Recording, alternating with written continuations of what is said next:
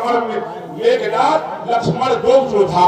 हम इस बात को मानते हैं कि हम और तुम एक कोट के योद्धा हैं, और जब दो योद्धा परस्पर युद्ध करते हैं, जब युद्ध समाप्त हो जाता है, तब ये निर्णय निकल पाता है कि परिणाम किसके पक्ष में जा रहा है। तो जब तक युद्ध नहीं होगा तब तक परिणाम घोषित नहीं हो पाएगा।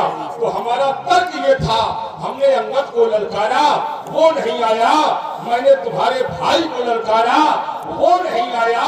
तीसरे कैंप वाला पहले आ गया, तो पहले कैंप वाला लापता है।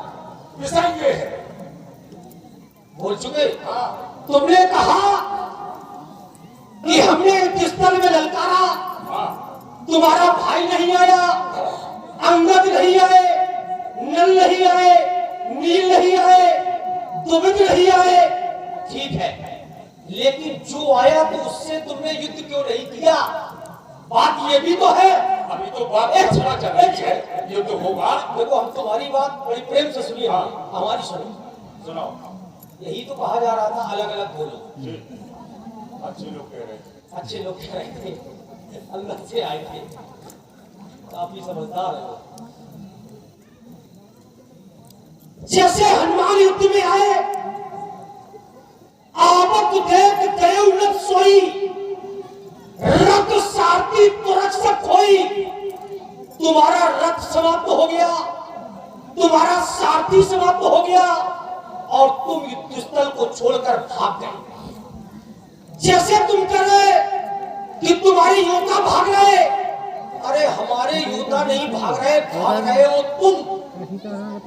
जब से युद्ध स्थल में तुम आए हो, तब से केवल भाग ही रहे।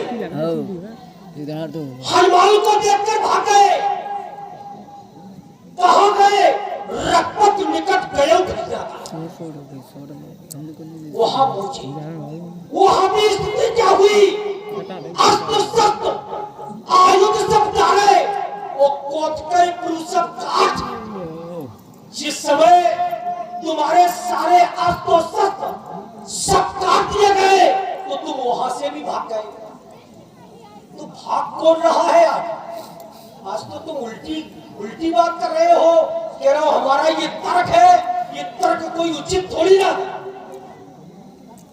यदि रामदल के वीर कोई भागते, अंगद तुम्हें देखकर भागते, नील तुम्हें देखकर भागते, हनुमान तुम्हें देखकर भागते, या लक्ष्मण तुम्हें देखकर भागता, तो तुम्हारी बात उचित थी। जो आया उसने तुमसे युद्ध मांगा। हनुमान आए, तुम महासेन एक तुरंत पारा, अदृश्य मेघनाथ पर डाला। ये युद्ध ही तो है। एक महासेन का प्रहार तुम्हारे ऊपर किया गया, लेकिन तुम भाग गए। अभी तुम कह रहे हो युद्ध नहीं हुआ, अब युद्ध भी हुआ। जब प्रहार किया है